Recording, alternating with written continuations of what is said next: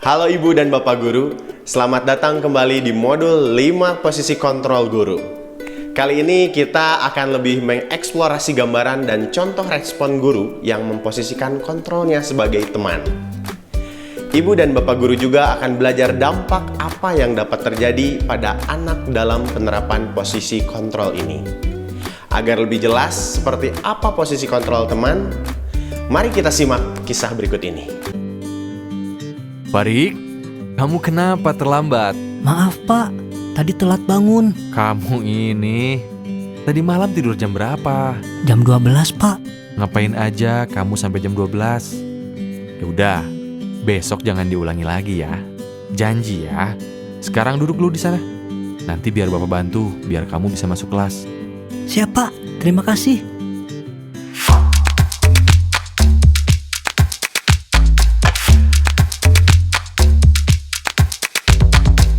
Respon yang diberikan Pak Burhan akan membuat Farik merasa nyaman dan mendapat perlindungan dari gurunya.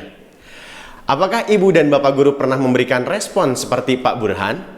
Bila iya, saat itu Ibu dan Bapak Guru secara tidak sadar sedang memposisikan diri sebagai teman untuk mengontrol murid. Sekarang kita kembali ke kisah Ibu Linda dan Mia.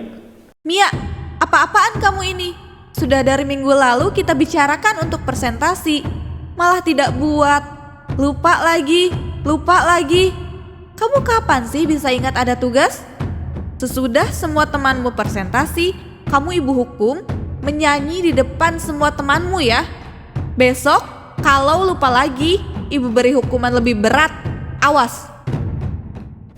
Perhatikan bagaimana respon Ibu Linda kepada Mia saat memposisikan diri sebagai teman Mia. Dasar kamu ini, padahal ibu kan sudah mengingatkan dari kemarin. Iya Bu, maaf ya. Ya udah, nggak apa. Kamu sekarang menyimak presentasi teman kamu. Nanti setelah kelas ini kita buat bareng bagian presentasinya ya. Siap Bu. Menurut Ibu dan Bapak Guru, bagaimana perasaan Mia terhadap respon dari Bu Linda? Dibandingkan posisi penghukum dan pembuat rasa bersalah, respon Bu Linda akan membuat Mia merasa tenang dan aman. Saat memposisikan diri jadi teman, guru akan menggunakan nada suara ramah, akrab, dan bercanda untuk menjaga suasana tetap santai. Posisi ini tentunya akan membangun hubungan yang baik antara guru dan murid. Murid akan merasa senang, aman, dan akrab dengan gurunya. Inilah salah satu dampak positif dari posisi kontrol ini. Guru dengan posisi kontrol teman tidak akan menyakiti murid. Upaya untuk mengontrol dan mempengaruhi murid dilakukan dengan cara persuasif. Guru juga akan membuatkan alasan-alasan untuk membantu muridnya. Misalnya, guru PAUD yang menggunakan alasan, namanya juga anak kecil, ketika muridnya tidak selesai merapikan mainan dan kemudian membantunya. Namun, mari kita lihat dari sisi lain. Respon yang diberikan Ibu Linda dan Pak Burhan akan membuat Mia dan Farik cenderung bergantung pada mereka. Keduanya akan berpikir bahwa guru tersebut akan selalu membantu dan memberikan keringanan padanya. Apabila ada masalah, murid akan merasa bisa mengandalkan guru untuk membantunya. Dampaknya adalah murid menjadi tidak mandiri dan tidak memiliki kesadaran terhadap kesalahan yang sudah dilakukannya. Karena motivasi murid untuk berubah adalah demi guru tertentu. Dampak lain yang mungkin terjadi adalah munculnya perilaku yang berbeda pada guru yang lain. Perasaan nyaman Farik dapat membuatnya berpartisipasi aktif saat kelas Pak Burhan. Namun, perilaku ini belum tentu ia tunjukkan saat mengikuti mata pelajaran guru lain. Lalu, datanglah kondisi di mana guru tidak lagi bisa membantu muridnya. Saat Pak Burhan mengajar, ia mendengar Farik berbicara kasar kepada temannya. Sehingga Pak Burhan harus menindaklanjuti pelanggaran yang dilakukan Farik. Kondisi ini membuat Pak Burhan mengubah posisinya menjadi pemantau. Farik, Bapak mendengar tadi kamu berkata kasar kepada Adi.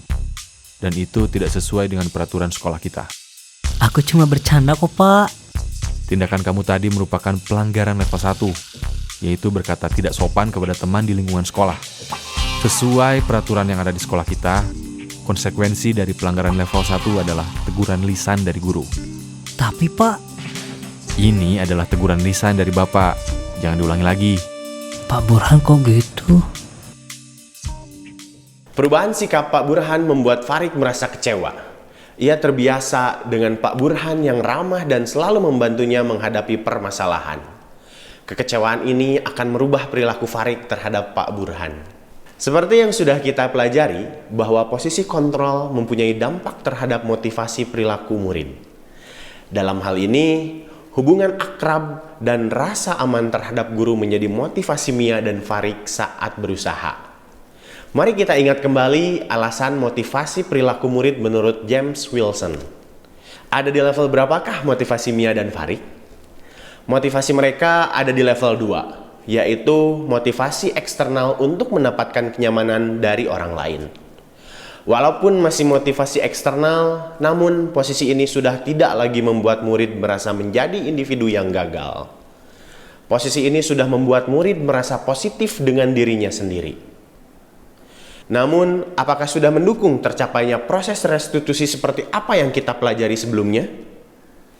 Ibu dan Bapak guru yang hebat, sekarang marilah coba renungkan kembali respon dominan yang ibu dan bapak berikan terhadap perilaku anak di kelas. Apakah termasuk dalam posisi kontrol teman? Jika iya, mari renungkan kembali perilaku murid kita di kelas setelahnya.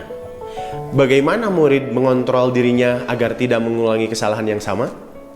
Selamat belajar ibu dan bapak guru hebat. Salam dan bahagia.